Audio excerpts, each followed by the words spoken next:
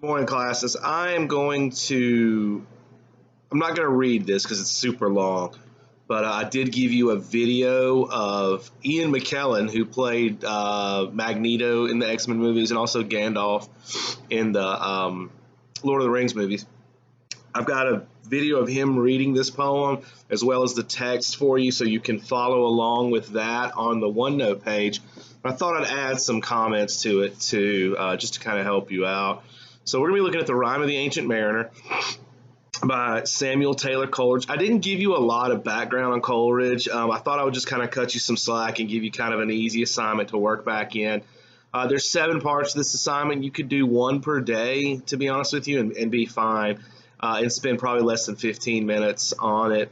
So, just trying to help you guys out. I know you got a lot of other stuff going on at home too besides just classes, but I thought we should definitely cover this. It's a very famous poem. So the PDF I sent you, I actually has some notes kind of in the left-hand margins of it, so it kind of helps you understand what's going on.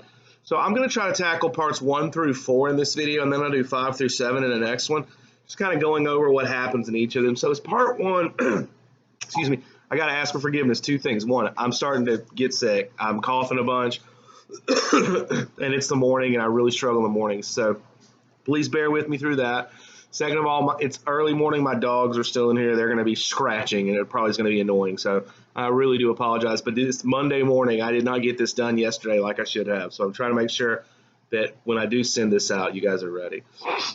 So backing up again, part 1. This is kind of the setup for this poem because this is a narrative poem. It's got a story element to it. A lot of people will ask me, well, Mr. Morris, why would you tell a poem in a narrative form? You can just write it in prose and it make much more sense, because this is kind of a ghost story, to be honest with you. But I think that this doesn't work as prose quite as well. Part of the eeriness is in the rhyme scheme and in the dialogue, the way it sets up, that only applies in poetry. So I think that's kind of important that we do this. So as we start out, we kind of get the setup. We have this crazy looking hermit sitting on the side, and he stops a guest that's going to a bridal event. He's not the bridegroom. He's one of the, we call them, groomsmen, what we would call them today. And in this time period, weddings probably looked a little different than they do today. A lot more of a party element to them that would go on for several days, and this is one of the big ones. And so this man has been stopped by this crazy-looking, hobo-looking figure who we get in the very first line as the Ancient Mariner. And so he stops him, and he's like, I want to tell you a story. The guy's like, look, I don't have time for this. I want to get in here and do the wedding thing. I don't want to listen to your crazy story. But this guy has some sort of supernatural power to make people listen to him, just because something about his eyes are ridiculously scary.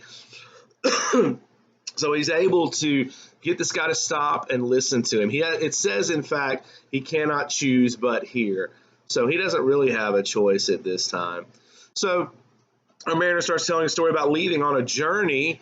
And as the ship is leaving, he basically it sounds like it's been a pretty good ship. I've got the poem over here to the right. That's what I'm doing on the side of the screen.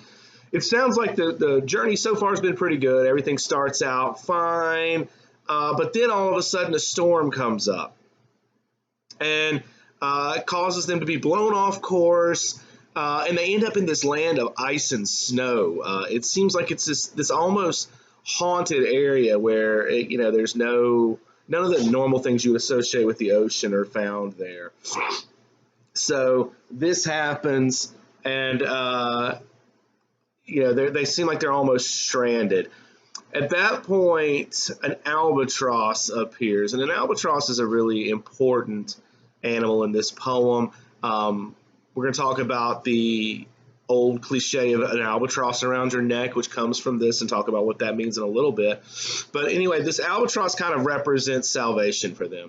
It appears like an answered prayer, and because of it, the wind blows and helps move their ship along. I mean, it's a good omen. It does everything it's supposed to. But then this mariner, for some unforeseen reason that's telling the story, decides And here's the final stanza. He says, God save thee, ancient mariner, from the fiends that plague thee thus. Why lookest thou so? With my crossbow I shot the albatross. So apparently, this bird that's, kind of a good omen for them, he decides to take it out. And that ends the first section. So it kind of sets up everything you would need. And like if this was a story, you've got your character is introduced, the mariner mainly. You've got your setting. It's on a ship. We know they're in basically kind of the South Pole. It looks like maybe, and then also you have the conflict. He's just killed this bird that was doing no harm. In fact, it was there as a good omen. So like an idiot, he shoots it. All right, part 2 now. And again, I'm kind of trying to reread this as we go through it. I have notes in my book, which is not with me right here. So at this point, the bird's gone and things start to kind of take a turn for the worse. All right. First of all, his crew is very disappointed in this happening. They're not happy. They're like, why would you do such a thing? This is so stupid. And now we have new things popping up. We have fog. We have all sorts of other things. There's a breeze coming still. That is able to push them in a certain direction. It feels like maybe things are okay. But then all of a sudden it says the ship becomes becalmed. Becalmed means there's no wind. And this time period you didn't have motorized engines, or at least most boats didn't have any form of that. I guess you might have some of the early makings of this in this time period. But I think we're still a little before that. And so you relied on wind to move your ship, and now there's none. You got to think out in the middle of the ocean. There's no wind. The ocean's completely still, and these guys are basically stuck now. They can't even move their boat. Now we get a famous line here. This is, I don't know, it's the line that survived from this poem. It's the water, water everywhere, and all the boards did shrink. Water, water everywhere, nor any drop to drink. That's the famous line from this poem. Besides the mention of the albatross around your neck, that's what people know. The ones who know this poem anyway. It has kind of fallen out of favor. So we do get this. This is kind of a weird element of this poem. There is this constant reference to the animals of the ocean and this mariner being just repulsed by them. The gross, slimy things that you find in the ocean, and he's just not interested in that. At this point, again, we start getting the ghost story element as this moves to a much more mystical element. We see things about, let me read a couple of these. He said, the very deep did rot, O Christ, that ever this should be. Yea, slimy things did crawl with legs upon the slimy sea. And about and reel and rout, the death fires danced at night. The water like a witch's oils burnt green and blue and white. So we get this, like, things that normally for most of us, if we're out in the ocean, we're not going to see a lot of this. So, pretty interesting stuff. All right. And this pretty much gets us set up right before the final stanza here of part 2, where the albatross is now as pennants hung around the mariner's neck, which is kind of his punishment to let him know that this is your fault. We're blaming you for this. There's no water for them, so they're starting to lose the ability to talk. I don't know if you're like me. I wake up in the mornings ridiculously thirsty. And it's hard to even speak until I get some water and get, my throat moistened again, because, man, it's so dry in the mornings I can't talk. So that's the problem these guys are having, but probably a lot worse, okay? So now part 3 begins. And it starts with the mariner seeing something coming far, far off in the distance. Okay, and again, they're out in the middle of nowhere. There's nothing they can see except still water. So they're very excited they see something coming. And eventually, as it gets closer and closer and closer, it seems that maybe it's a ship. And so they're excited. They think they're going to be rescued. Now, this is kind of a descriptive section. It says, with throats unslaked, with black lips baked, agape they heard me call, Gramercy. They for joy did grin, and all at once their breath drew in as they were drinking all. So, throats unslaked and black lips baked. These guys are they're in horrible shape at this point. They've been stuck out here for a while, it seems. As the ship gets closer, though, they notice something's not right with this ship. Its sails don't look right. The boat itself doesn't look right. They start to get very suspicious. Some weird things happen with the sun.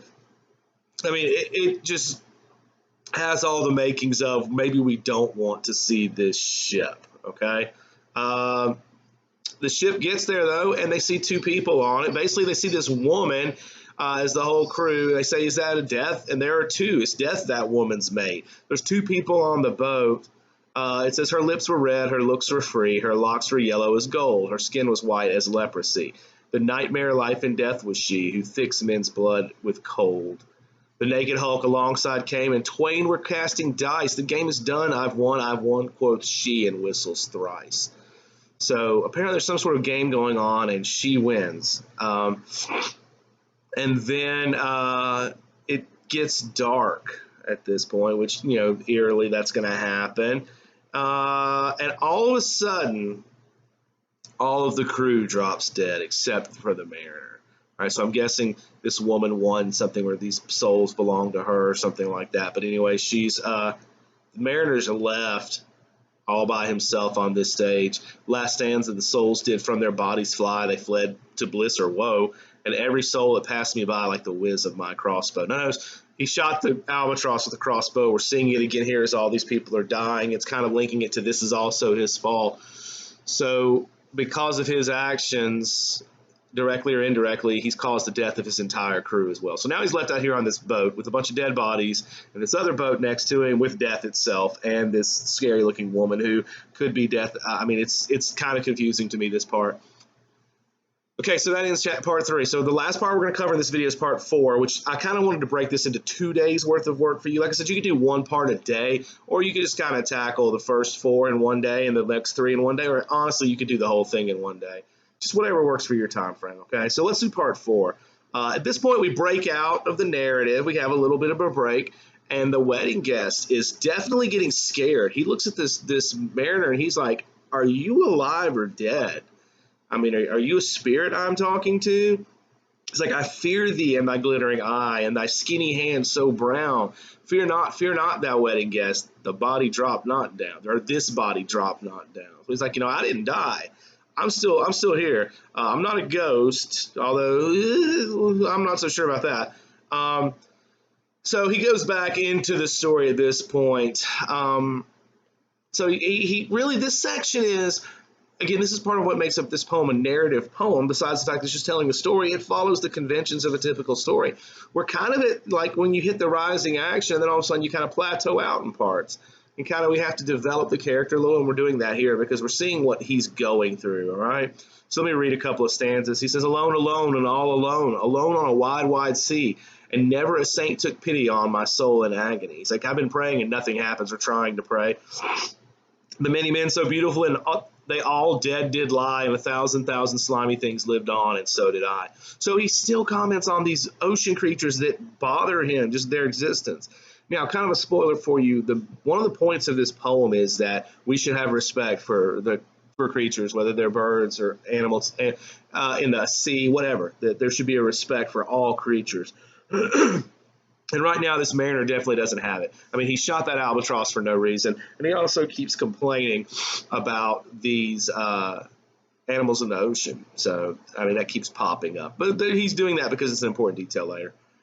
So he says, I looked upon the rotting sea and drew my eyes away. I looked upon the rotting deck, and there the dead men lay. So he's got nowhere to look. It's like I look at the ocean, and there's these gross animals out there. I look on the deck. There's dead people there. I mean, this guy is very, very distraught. I looked to heaven and tried to pray, but or ever a prayer and gushed, a wicked whisper came and made my heart as dry as dust. So he's got to the point where he can't even pray. He just feels so bad about this situation. All right. But everywhere he looks, there's dead people everywhere. There's dead bodies. There's creepy, gross creatures in the ocean. This man is he's losing it. So keeping on going, let's see. An orphan's curse would drag to hell a spirit from on high, but oh, more horrible than that is the curse in a dead man's eye. 7 days and 7 nights I saw that curse, and yet I could not die. So it looks like every one of these dead bodies on this deck is looking at him, and looking at him with disdain and blame. This is your fault. And he's like, and it goes on for 7 days and 7 nights, and he's like, and I never died. I should have. I couldn't die. So I'm forced to endure this. Let's see. He talks about seeing more of these creatures, water snakes particularly. It says they moved in tracks of shining light, and when they reared, the elfish light fell off in hoary flakes. Within the shadow of the ship, I watched their rich attire, blue, glossy green, and velvet black. They coiled and swam, and every track was a flash of golden fire. We noticed that there kind of being a change of tone here. Like he's looking at things almost with wonder now, as opposed to the disgust he was seeing earlier. Kind of a turning point here. All right, that's kind of important. It says, "Oh, happy living things, no tongue their beauty might declare. A spring of love gushed from my heart, and I blessed them unaware. Sure, my kind saint took pity on me, and I blessed them unaware." So at this moment, he looks at these creatures, and it's like it clicks for him. Like these things are beautiful too in their own way. And I need to be respectful to all things. Well, that's the key for this last stanza. And by the way, the last stanza of each part is really the like movement piece, okay? Because the self-same moment I could pray, and from my neck so free, the albatross fell off and sank like lead into the sea. So he says at this point, this dead bird, which grows, and by the way, an albatross is not a small bird, it is big. So this man's had this big bird around his neck, and it just fell off. So it's like he finally learned his lesson. But guys, that's only a little over halfway through the poem. We've still got several parts. One of the great things Coleridge does with this is this doesn't mean you're forgiven and everything's done. I mean, you can learn your lesson. There's still a price to pay, though. And that's the thing, and we should learn in real life. Saying I'm sorry is important. It's to indicate I made a mistake. But it doesn't mean that once you say you're sorry, the slate's wiped clean and everything starts back over at the beginning. Now, you can apologize for doing something wrong, but you still have to pay for that wrong. It's just the way it works. You know, there's a mistake in our country and in our culture in general that, well, I said I'm sorry. I don't know what you're so mad about, because you still did something incorrect. You still have done something that has caused me issues, whether they're financial or physical or, you know, mental, whatever. You did something, and you're not over it just because you say those 2 words or 3 words. I am sorry. That won't clear you, okay? It's a good start. You know, we want to be, you know, apologetic when we do things wrong, but you don't just get off the hook that way. And the Mariner's going to find that out in the next few parts, okay? In fact, it's going to lead into the ghosted story element of this, kind of, as to why he's telling this story, okay?